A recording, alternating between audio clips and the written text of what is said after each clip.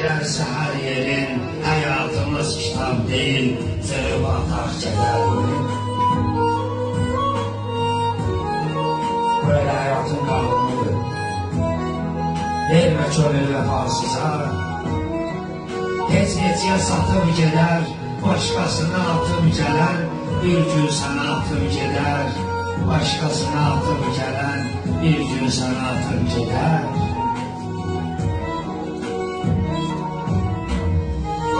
Bu gecə qəlbimdən üzr istəyirəm. Bu gecə qəlbimdən üzr istəyirəm. Bağışla, mən səni xeyli yormuşam. Bir daha heç kimsə girməsin deyə bağlayıb qapısına qıfılmışam.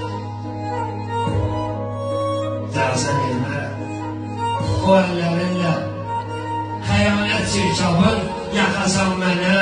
Gözümdə mən səni böyüdümədim ki, açansa yuxarıdan baxasan mənə. Ey mənim qəlbimin cinayətkarı, o mənim sevgimdə gərəyim idi. Bağışla, bağışla söyləyib tapdaladığım ayağım deyil, ürəyim idi. Girərsə hər yerin hayatımız kitap değil, zırhı atar kederli. Böyle hayatın kanunu.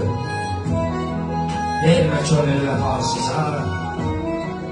Heç neçəyə satıb gedər, başqasına atıb gələn, bir gün sənə atıb gedər. Başqasına atıb gələn, bir gün sənə atıb gedər.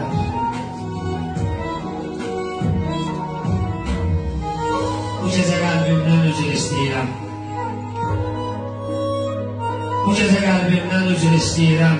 Bağışla, mən səni xeyli yormuşam.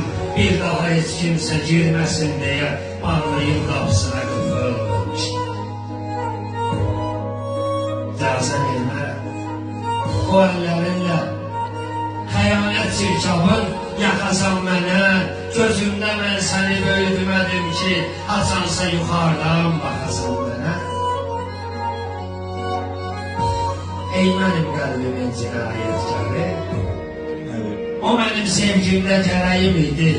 Bağışla, bağışla söyləyib tapdaladığım ayağım deyil, ürəyim idi.